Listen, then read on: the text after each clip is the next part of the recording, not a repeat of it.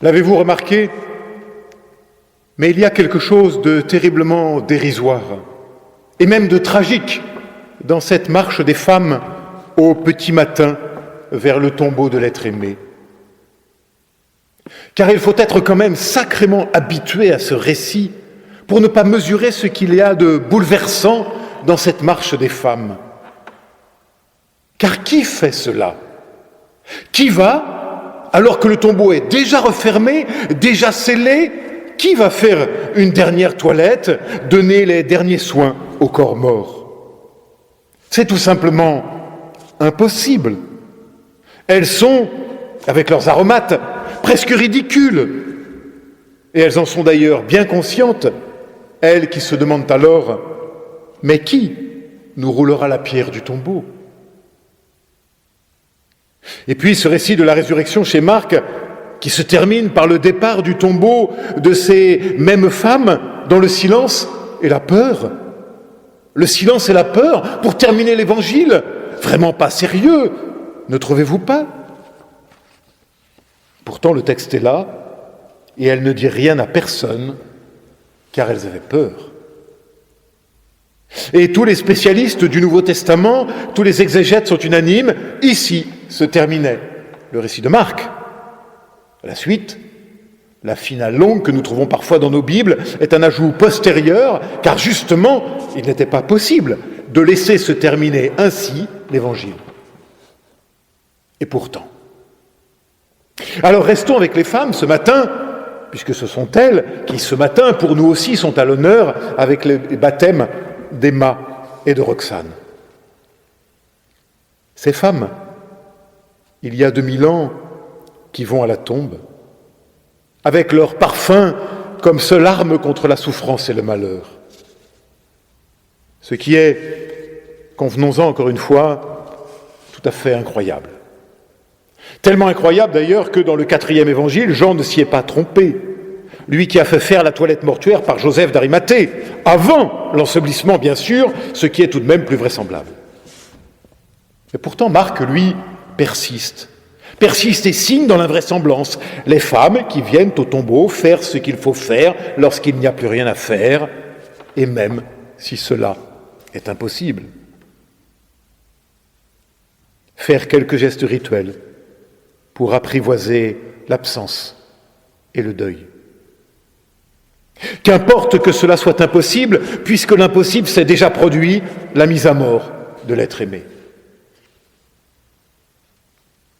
Ma sœur, mon frère, et si le premier message de la résurrection était là pourtant, dans ce mouvement des femmes, et si l'essentiel même était là, dans le mouvement de leur marche dérisoire, n'est-ce pas cela, en vérité, la résurrection, quand, tout étant devenu impossible, il y a pourtant cette puissance donnée de ne pas en rester là, d'y croire quand même, de ne pas se laisser arrêter par la tyrannie des évidences et du tragique, avec cette question qui roulera pour nous la pierre.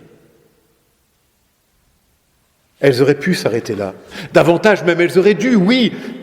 Mais voilà, quelque chose a été plus fort que l'évidence et la force de la question les a mises en route.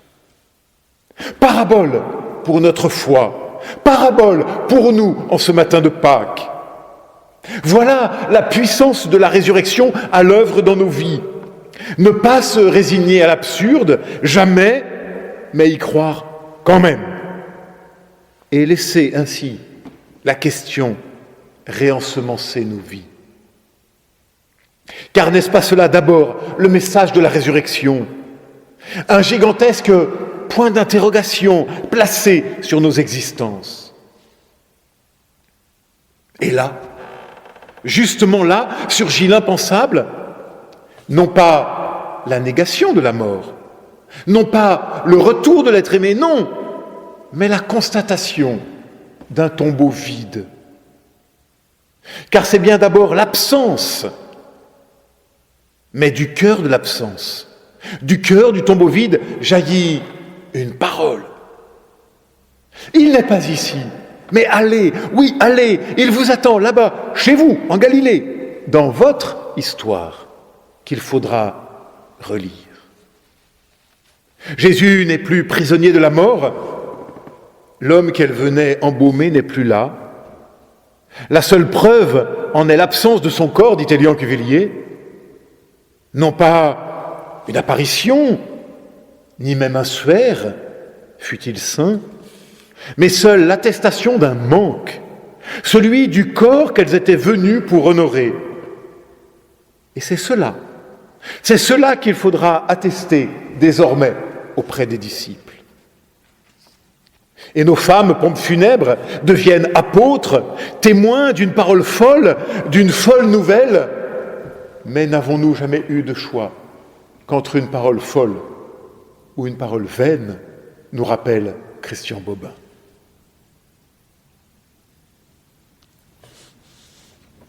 Pourtant, le récit se termine sur leur peur et leur silence.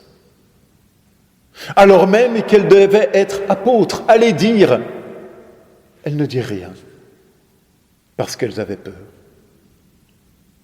Peut-être parce qu'il faut du temps pour apprivoiser la puissance de la résurrection dans nos vies.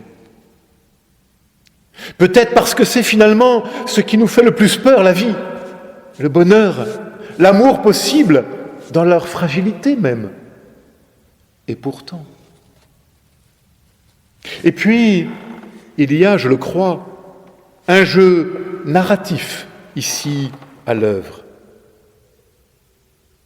Puisqu'elles se taisent encore, n'est-ce pas pour nous laisser, à nous lecteurs, de retourner au début de l'histoire, afin de la relire à la lumière désormais de cette incroyable parole. Il n'est pas ici, car il vous attend dans votre vie, au cœur de ton existence, de mon existence. Car c'est là qu'il se tient désormais, le ressuscité, afin de rouler toutes les pierres de tous nos tombeaux. Oui, retournez au début du récit. Et que nous dit le début de l'évangile de Marc ? Commencement de la bonne nouvelle de Jésus-Christ. Oui, c'est là que tout commence, que tout recommence. Et il s'agit littéralement de retourner à la case départ, mais cette fois en commençant le chemin de la lecture à la lumière du tombeau vide. Et tout est alors transfiguré. Et c'est alors que véritablement tout commence. Pour le lecteur, mais aussi pour toi, pour moi, pour nous. C'est ce matin que nous pouvons commencer la route, mais en laissant le Christ être acteur de notre histoire avec nous et pour nous. Et vous êtes, Emma et Roxane, l'incarnation même de ces femmes pour nous ce matin. Pour vous aussi, tout commence. Votre baptême n'est pas une fin, une décoration exotique à ajouter à celle déjà portée. Non, le baptême est commencement. Et le croyant va ainsi, de commencement en commencement, entre vents et marées, avec pour seule arme sa fiole d'aromates, et puis la force d'aimer et d'y croire encore, quand bien même tout se serait écroulé autour de nous. Mes amis, si vivre c'est naître à chaque pas, comme le dit admirablement le rabbin Marc-Alain Waknin, alors vivre dans la foi, c'est aussi ressusciter chaque matin, à chaque pas. Oui, à chaque pas, commencer, recommencer, avec cette seule assurance désormais, il nous précède en Galilée, c'est-à-dire qu'il nous précède dans chacune de nos existences. La vie est là, au devant de toi, et elle t'attend, si tu sais lui ouvrir la porte de ton cœur. Tu en doutes peut-être encore un peu. Qu'importe. Laisse seulement la puissance de la question te remettre en marche, à l'exemple des femmes il y a 2000 ans, et ne crains pas. Il t'attend, le ressuscité. À chaque pas, il t'attend, même si tu trébuches, surtout si tu trébuches. Il est là désormais, passager clandestin de ton humaine condition, pour réouvrir en toi de nouveaux possibles. Oui, ma sœur, mon frère, Christ est ressuscité, il ressuscite en toi la confiance et l'espérance, aujourd'hui, à chaque pas. Alors, joyeuse Pâques. Amen.